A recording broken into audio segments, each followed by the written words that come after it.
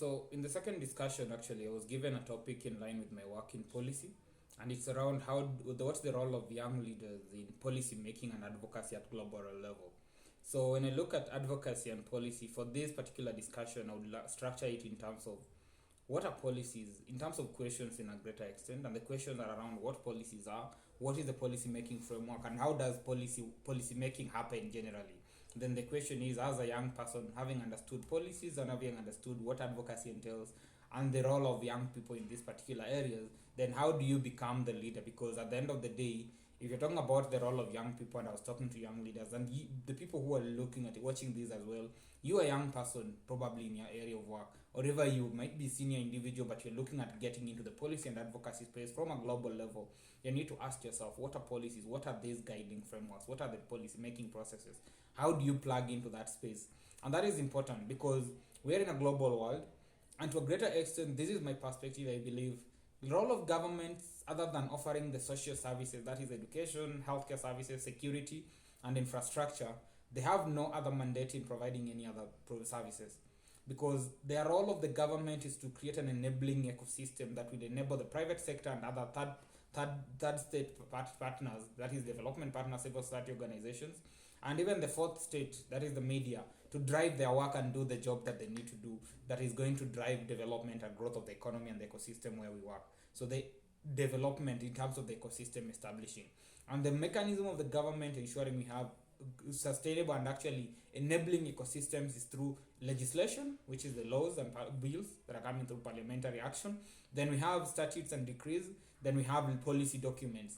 And therefore, when we start from a legislative legal documentation that has overarching, I would say, acts of parliament, policies, and legislation that gives a guide on what our priorities as a government, how we're going to that, and what not.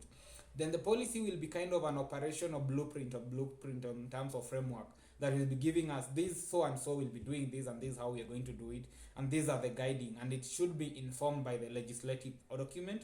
So policies would be, to a greater extent, kind of guiding frameworks and documentation that would show what priorities, what is permissible and what's not permissible, and who is responsible for delivering on a particular agenda. And policies can be from international policies, can be national policies, regional policies, and even organizational policies. You'd find the people, we have organizations that have different policies. Let's say, for example, the code of conduct is a policy document of a company. Beyond the code of conduct, the organization will have financial policies. How are they spending their finances? How are they raising resources? How do they manage those finances?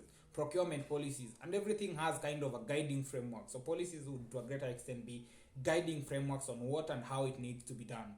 In terms of advocacy, is to champion for a particular cause, and as an advocate, then you can champion for it by speaking about it in a positive light, encouraging people to do something in a particular way. Beyond that, you can act actually by implementing. And that is one thing that I feel also from young people generally, we need to shift our mindset from just talking about policy and advocating by speaking only, but we need to speak, model best practices, and actually make these best practices become standard practice in our different areas of work. But if we talk about things and do nothing about them, the change is not going to happen. If the change doesn't happen, we'll have lost a particular cause that we are pursuing. So the first thing we talked about is understanding what policies are. Then the policy making process. Different regions, different territories, different companies have different policy making principles. But one of the key things that actually overlies and underlies every single policy document and instrument is the aspect on public participation. If it's in a national and international policy, international policies will have representatives of the countries who are going into those particular caucuses and meeting, heads of states meeting, let's say, for example, under the African Union and so. So these are the people who will share perspectives. And when those meetings happen, there's a representation because these are people who have been appointed to represent us. Policy making, let's say, for example, on a legislative level at the parliament. Our parliamentarians, the people we've appointed, are going to exercise our rights on our behalf. At the local constituency level, you are giving them the mandate by actually expressing yourself and having those public consultative forums where your views are being collected and being developed into the final national or constituency or county policy framework. And that is how the policy making framework happens. From a company perspective, you would be getting surveys where employees will share perspective on a particular topic. Then that informs the guiding principle that the company is going to adopt on addressing a particular issue. So consultative process. You have to understand there are people who are the technocrats who will be drafting the documentation, coming up with opinion pieces, but also the general public who are being impacted and being involved in the implementation have to have their say. So you have to understand that. Then the other bit, when we're talking about advocacy and policy making from a global level, you need to understand that policies are made to help people achieve particular outcomes. And policies are informed from a grassroots level, that is the public participation, that our perspective have to be reflected. But at the same time, when these come into a global dimension, then the global perspective and the global drivers spread actually and trickle down, have a ripple effect in coming to the grassroots level, where the common public, the general public, the smallest level of organization will have to be impacted by these policies. We look at it from, let's say, for example, when you talk about currently this conversation around climate change, we are feeling the impact at a local level, but at the same time, because of the focus at a global level in terms of interest in addressing issues on climate change, national governments are prioritizing action on climate change. And that is how you can see the dynamics. So are we advocating for it from a grassroots level, or is it an advocacy that is informed by the international, national, regional priorities?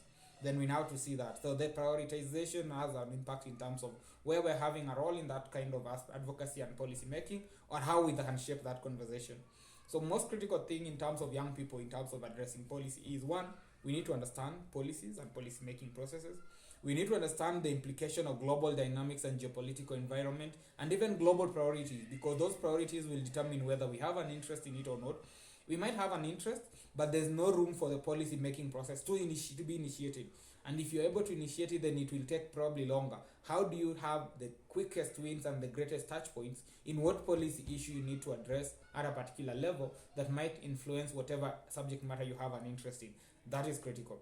Then when you talk about the role of young people beyond the knowledge bit, you have to understand there are multiple facets and multiple aspects in the industry and in the sectors. Even if you're just benchmarking on the 17 Sustainable Development Goals, each of them have multiple touch points that you could look into. So you have to establish, what is my interest as an individual going into the advocacy and policy space? What do I want to champion for? How do I want to champion for it? What would I want to change in that area based on your learning and your lessons? Can you advocate it? Can you tell it to somebody in a way that they are willing to move that journey with you?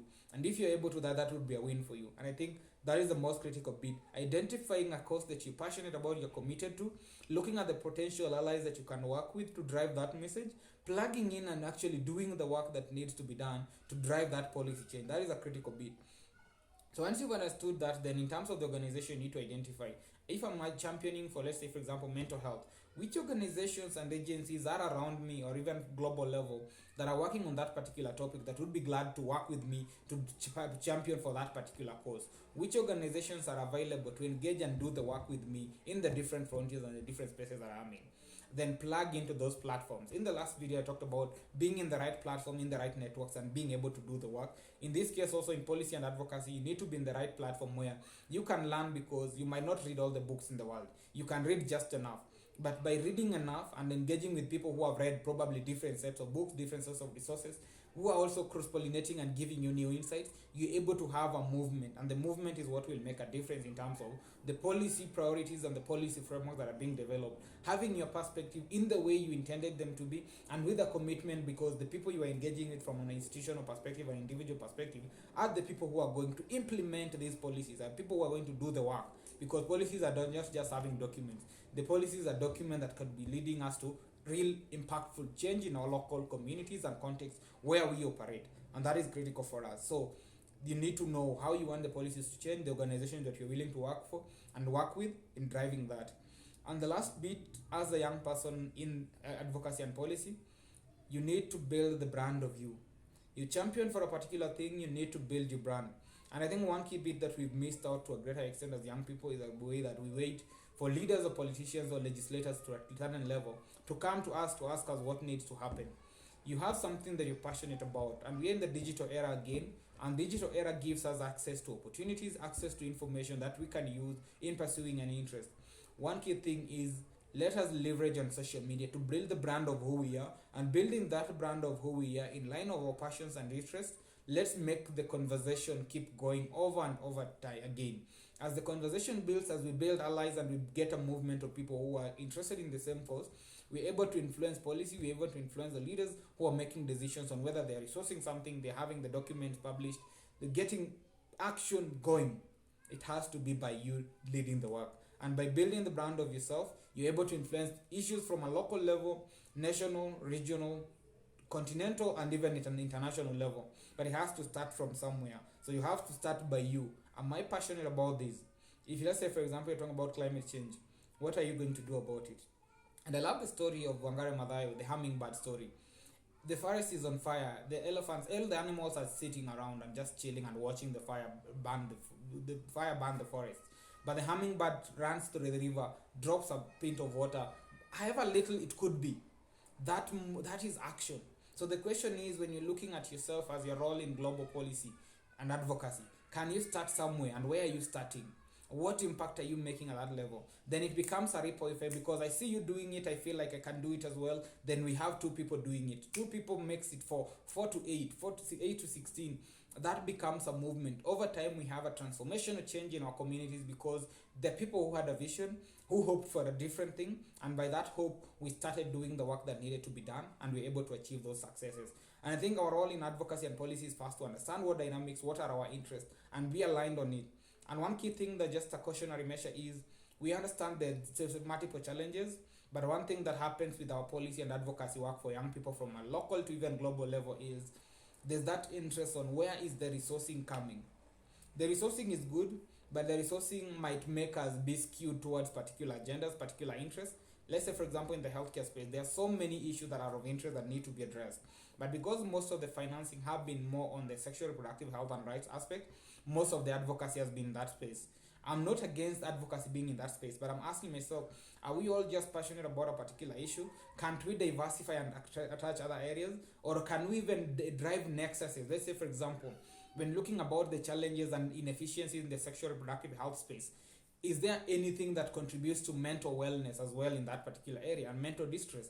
Can we address mental health with sexual reproductive health? The synergies, the convoluted aspects on how these different interests have a common nexus on our well-being, because at the end of the day, science without humanity is dead, and we have to ask ourselves, how do we ensure that whatever policy issue, whatever agenda that we're championing for, is grounded on the fact that we are serving a human being, we are serving an individual that has an identity, has a soul, a spirit, and a conscience, and we are willing to enable that whatever advances that we're making is serving that person to that common goal that we all aspire for.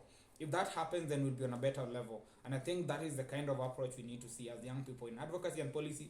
Build yourself, know what your interests are, know what policy is, what policy making processes are, which organization or institutions you can partner with and work with as you learn your policy making processes. Build the brand of you and drive that conversation with a long-term focus, with a long-term vision on where that transformation can happen. Change is inevitable, and being change is inevitable, know that your interest today might change tomorrow, and therefore there will be consistency. There might be inconsistency and consistency in some areas, but the basic principle is, don't let your humanity leave you in the pursuit of a particular cause. With the humanity in place, you'll always be serving a human individual, a population, or a community by the virtue that you're championing for something that serves the interests of a human race. And in that case, you'll be making a difference. And I think there's more for us to do. Let's get there and get doing it. Thank you so much. If you enjoy the discussion, enjoy the videos that I'm sharing, subscribe to the channel. Let's make the content go viral by sharing with our friends, and watch it as we learn together. Thank you so much, and I'm going to do the third one as we close out on this. Thank you.